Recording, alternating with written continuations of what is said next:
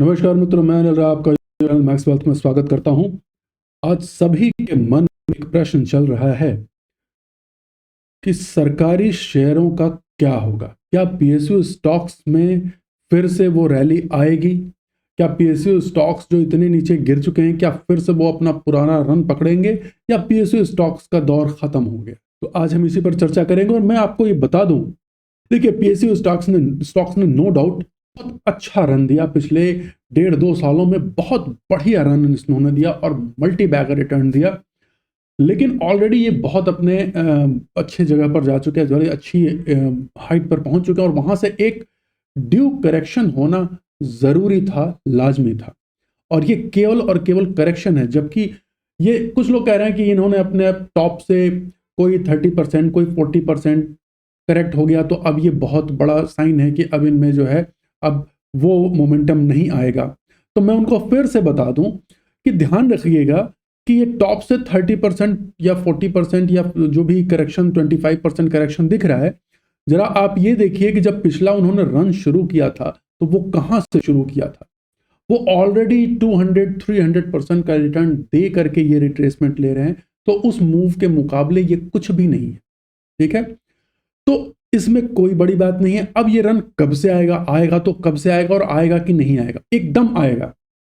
देखिए अभी present government जो है उसका सारा का सारा जोर जो है हमारे देश को एक डेवलप नेशन बनाने के लिए है।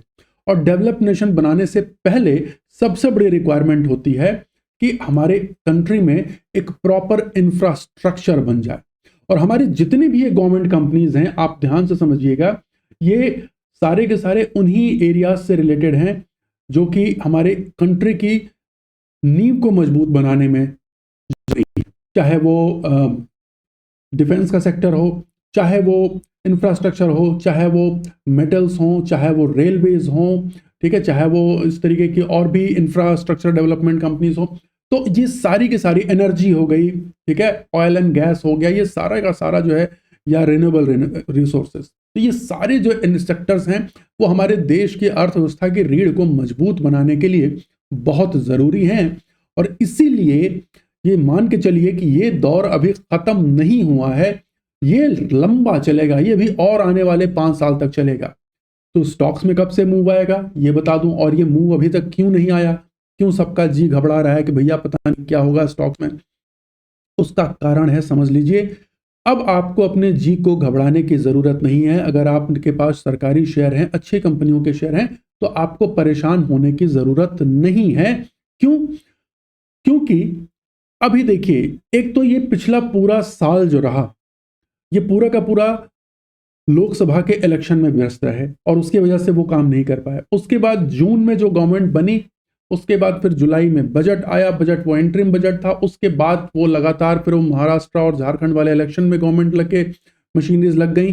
तो इस तरीके से उन्होंने भी कोई भी चीज़ नहीं की। और ये ठीक है, कोalition गवर्नमेंट है, मगर फिर भी बहुत स्ट्रांग कोalition है, उसमें कोई शक नहीं है। और महाराष्ट्र के इलेक्शन आने के बाद कहीं ना कहीं संदेश आता है कि इस गवर्नमेंट को मैंडेट पूरा जनता का अभी भी है, ठीक है, तो इसका फायदा इसको मिलेगा।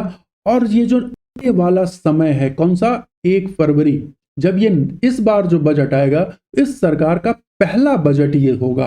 और मेरा अनुमान है और मेरी जो एनालिसिस है वो ये है कि इस बजट से फिर सरकार अपने उन गवर्नमेंट एक्सपेंडिचर्स को फिर से जोर देगी, उनको फिर से स्पीड अप करेगी, कैपिटल एक्सपेंडिचर्स फिर से बढ़ेंगे, रेलवे के क्षेत्र में, एनर्जी के क्षेत्र में, रिन्यूएबल एनर्जी के क्षेत्र में, डिफेंस के क्षेत्र में, ये फिर से स्पीड पकड़ेंगी। और एक और प्लस पॉइंट है कि यूएसए में 20 जनवरी तक जो है वो ट्रंप ले लेंगे, अपनी सत्ता संभाल लेंगे।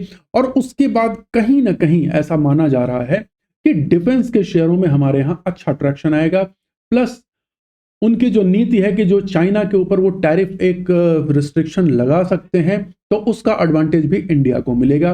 और उसमें हमारी अपनी जो सरकारी कंपनियां हैं वो बहुत ही वेल प्लेस्ड हैं। अब आपको एज अ निवेशक क्या करना है, क्या अभी शेयरों को खरीदें? एकदम आप ध्यान रखें, ऐसी कंपनियां, ऐसे शेयर जिनके अभी हमने चर्चा की, जिनकी डिमांड बनी हुई है और जिनमें अच्छे रिजल्ट आ रहे हैं, इनको एक तरफ छांट करके रख लीजिए।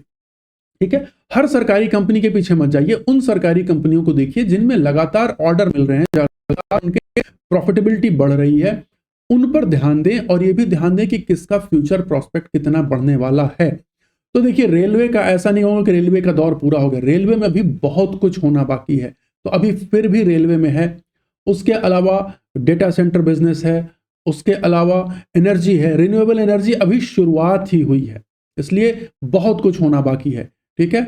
इसके अलावा डिफेंस में भी अभी शुरुआत चल रही है, बहुत कुछ होना बाकी है, अभी इंडिया स्पेस के सेक्टर में एंटर करेगा, वहां पर बहुत कुछ होना बाकी है, सेमीकंडक्टर में जाएगा, वहां कुछ होना, बहुत कुछ होना बाकी है।